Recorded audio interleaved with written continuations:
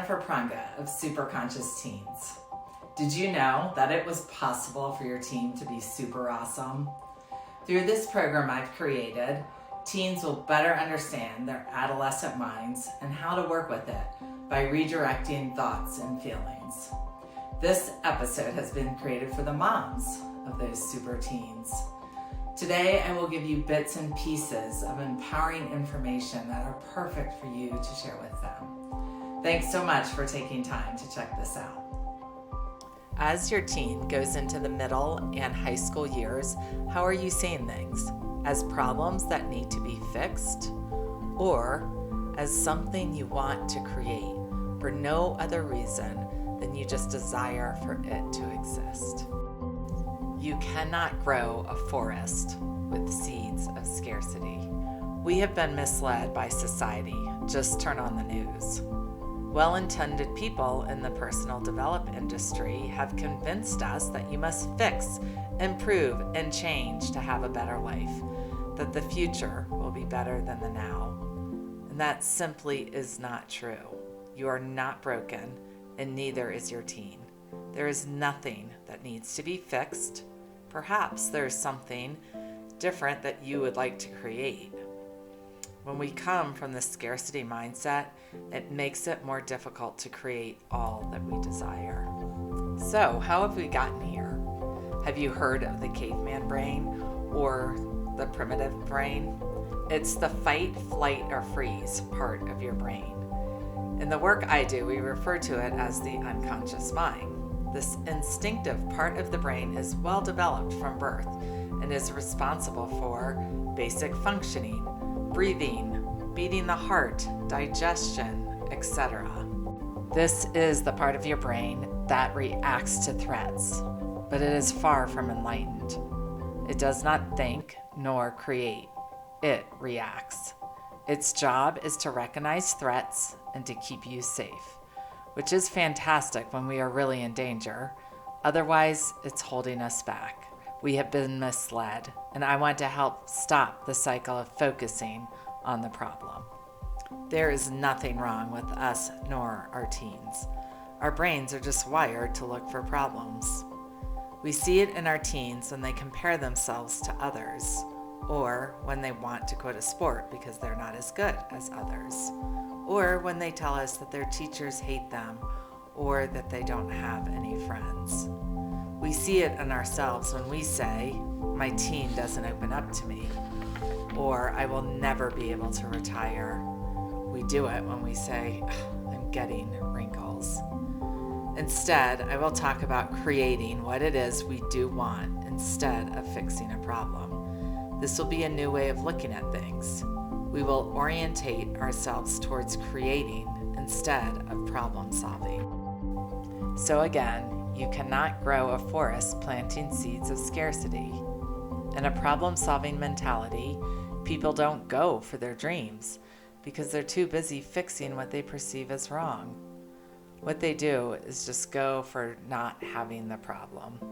Instead of going for being abundant, a lot of people just go for not being broke. They settle.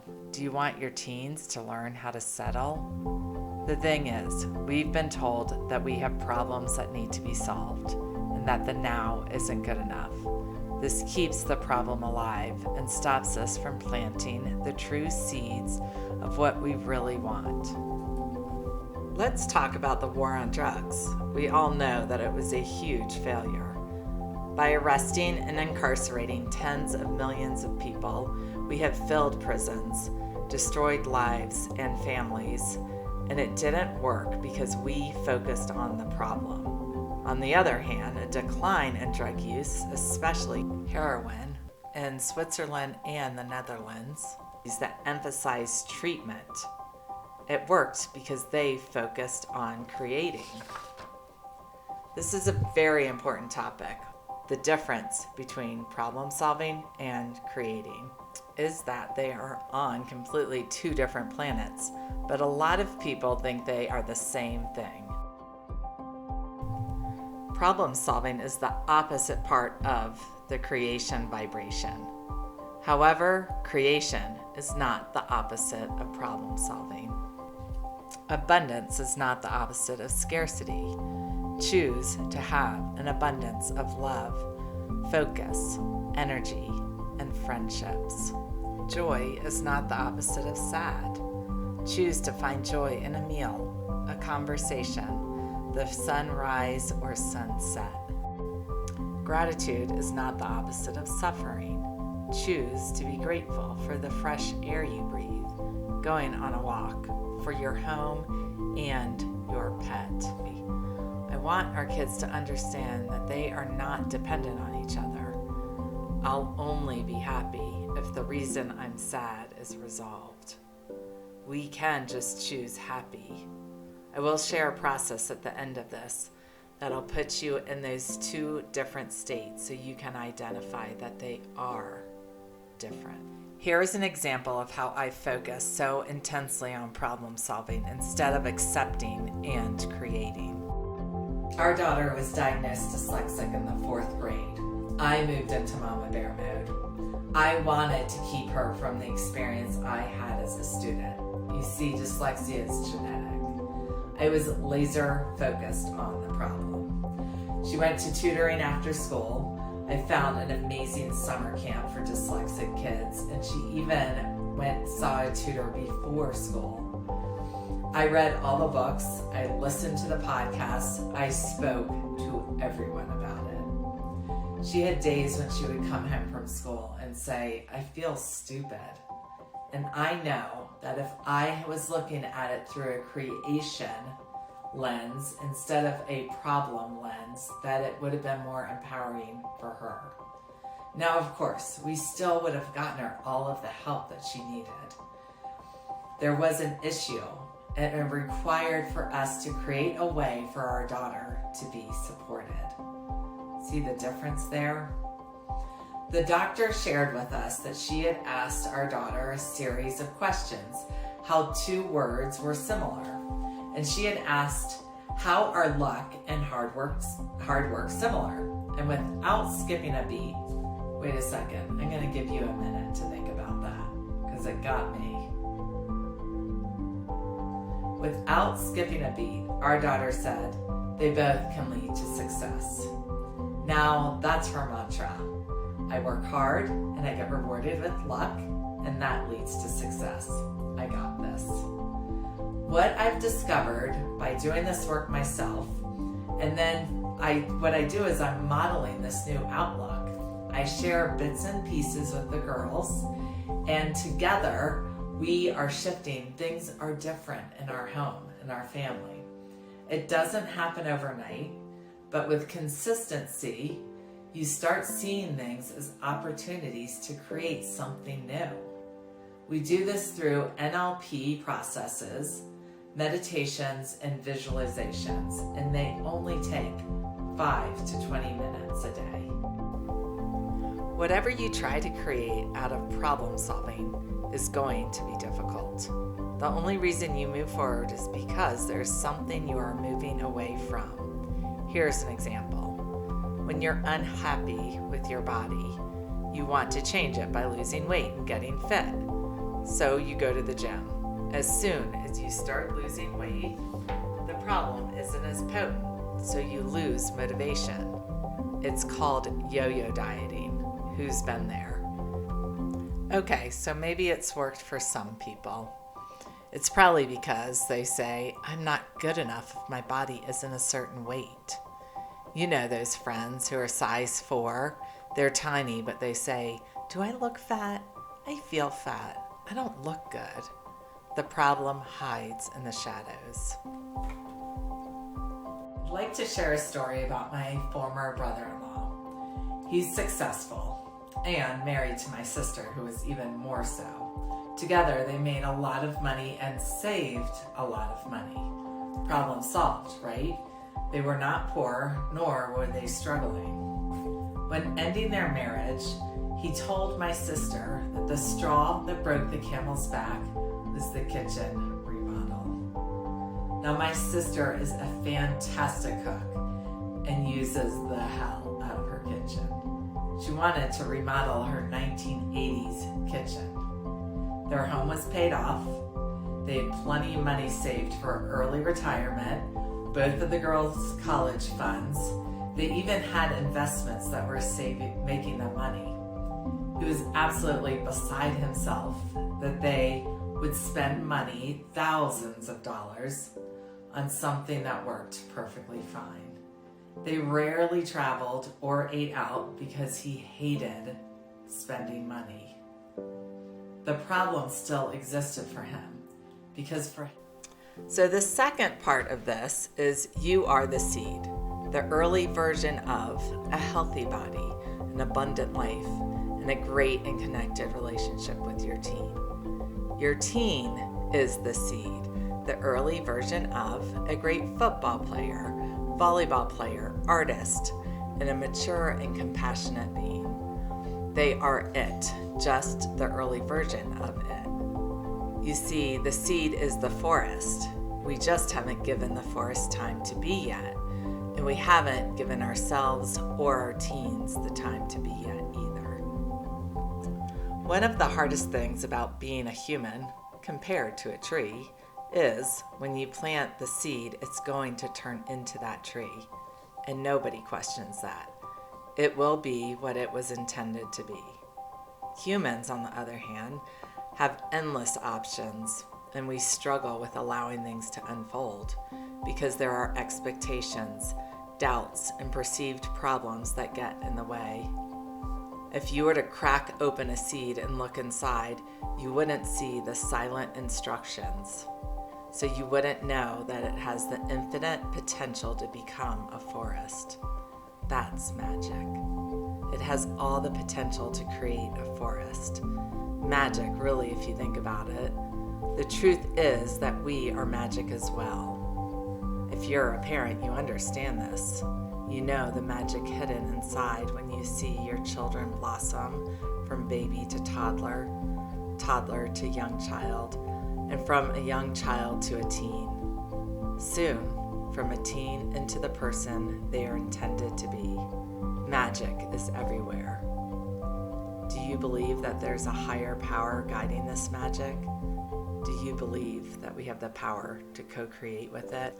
Unfortunately, what we do is that we plant the seed and expect for it to be something totally different than what it was intended to be. Some are planting seeds of scarcity, anxiety, and doubt. And then we think somehow we're going to turn that into an abundant, happy, and carefree being. It just doesn't work that way. Some people say, how can I be grateful for abundance when I do not see plenty of money in my bank account? How can I be grateful for my relationship with my teen when they don't want to spend time with me? That's because you're looking at the end result instead of realizing that first you need to be the seed. You have to first be what it is that you're creating. Everything is created twice, first in the imagination and second in reality. So be what it is that you desire. Focus on what is working for you health-wise. Are you able to get outside and take a walk? Focus on that. The seed, getting outside, the early version of being fit. Focus on the spark between you and your teen, the seed laughing together, the early version of that great relationship. And teach this to them. Your teen says, I'm not good at hockey. Focus on the seed. You're on a team and practicing and improving every single day. You're the early version of being a great player. Anytime that you feel you are not it, you are in the wrong place to create it. Okay, focusing on creation. When you are orientating to your world through the lens of creation, you are creating something for no other reason than you would just love to see it exist. You would love to feel light and energetic in your body. You love how eating healthy foods make you feel. You love being committed to yourself. And you love that you're modeling this for your teen. A true creator just goes for what they want. I would just love to have an amazing business. I'm not going for it to be rich. I'm not going for it because I hate my boss.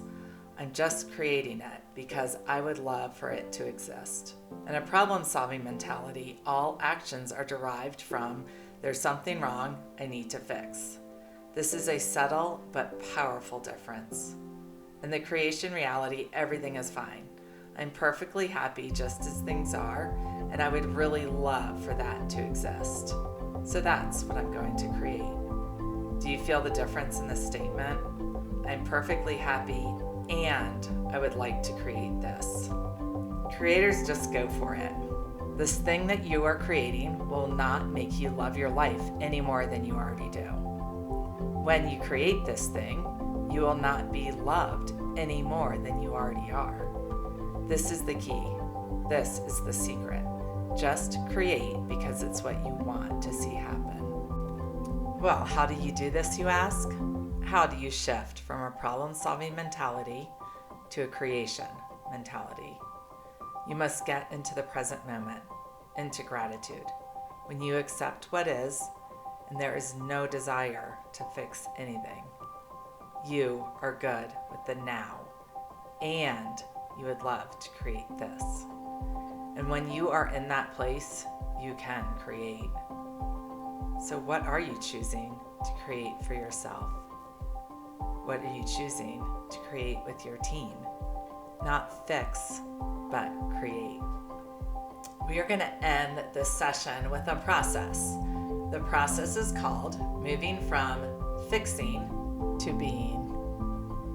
So you are energetically going to feel what it's like to be in the problem, in a state of fixing, and what it's like to be in the state of creation, choosing to create something only because you would love for it to exist. You're going to be in those two emotions, and you're going to also step into the early version of it, the seed. So what I would like you to do is maybe get a sticky note and put problem, P on one sticky note, and C for creation on the second sticky note, and then an S for the seed. And put those on your floor, in your office, wherever you might be, in the same way as I have it here on the diagram.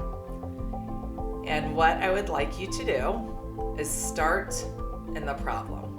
Start with something that you think you need to fix, whether it's the relationship between you and your teen, or your body, or your career. You're ready to create something new, or maybe you're ready to work less, whatever it might be. Pick that thing that you feel needs to be fixed, and I want you to stand on the P. I want you to visualize that problem. I want you to feel the problem. Feel the energy. Be angry. Be frustrated. Be annoyed with the problem. Be sad. I want you to feel what it's like to be in that problem. And then I want you to step off of that. And I want you to think about what you want to create. And I know I've been telling you, we don't want to fix, we don't want to move from problem to creation. But in this exercise, I want you now to come up with a creation that's going to solve that. But that's not where we're going. That's not how I want our minds to be wired. But for this exercise, what do you want to create? I want you to go stand on your sticky note with the C on it. And I want you to think about that. How is it different? What do you feel now that you and your teen are connected like you knew you should be?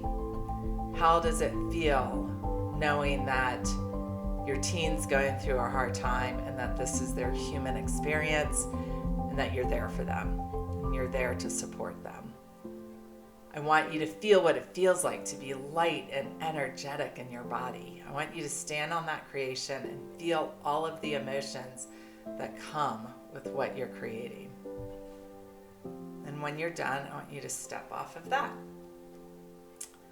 And now lastly, we're going to step onto the seed. You are not coming from a problem orientation anymore. Now you choose to stand on the seed. So I want you to stand on the seed and think about your creation. Think about what it is that you're creating. A better relationship, maybe designing, decorating your home, or buying a new home, or planning for a vacation. What is that creation? And standing on the seed, know that you're just an early version of it. Know that you are on your way to that creation. And I want you to feel the excitement and the possibility.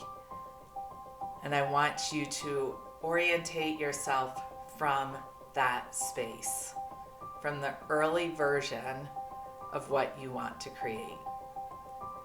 And I'm wondering, do you feel that energetic difference between coming from a problem fix-it orientation to I am it? I'm just an early version of it, and I got this. I hope that works. I think this would be an excellent process for you to do with your teen. I also suggest that you do this every morning before you get out of bed. Just a really quick, you're going to the creation, whatever it is, and I suggest doing one for a while. Do one thing that you're focusing on creating.